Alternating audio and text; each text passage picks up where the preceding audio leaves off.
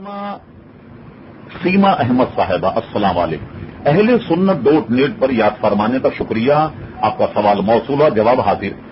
سر، آپ نے فرمایا کہ میں نے میڈیکل کی کتابوں میں پڑھا ہے کہ حضور صلی اللہ علیہ وسلم نے فرمایا کہ جزامی سے ایسے بھاگو جیسے شیر سے بھاگتے ہیں، برائے کرم اس کے متعلق مجھے حدیث بھیجیں۔ جی اب ہم بتاتے ہیں کہ بخاری شریف ترجمے کے ساتھ اگر آپ کہیں سے لیں تو بخاری شریف کی تیسری جلد آپ ملاحظہ فرمائیے، تیسری جلد میں باب نمبر 414 ملاحظہ فرمائیے، باب نمبر 414 میں یہ حدیث آتی ہے۔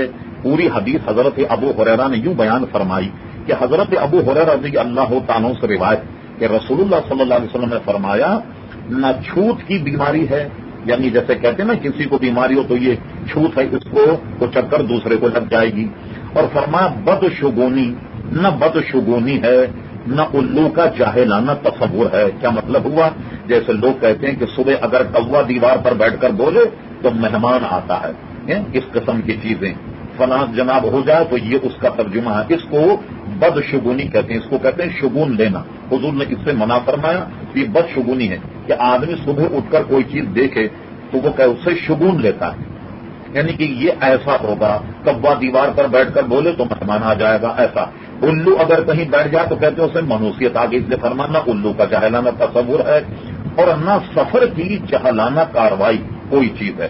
مثلا آپ نے دیکھا کہ ہمارے یہاں کیا ہوتا ہے کہ سفر میں 13 تاریخ کو لوگ کہتے ہیں اس میں بلائیں نازل ہوتی ہیں، تو حضور صلی اللہ تعالی علیہ وسلم نے اس سے بھی منع فرمایا اور فرما لا سفر، یعنی یہ کہ سفر کوئی چیز نہیں ہے، اس میں کوئی بلائیں نازل نہیں ہوتی۔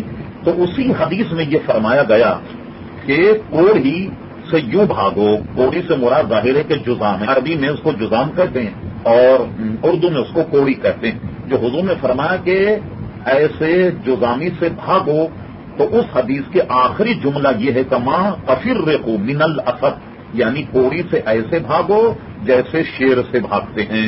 یہ بخاری شریف میں کتاب الطب اور باب نمبر 414 میں یہ حدیث موجود ہے، آپ ملاحظہ کر لیجئے گا۔ سیما احمد صاحبہ السلام علیکم۔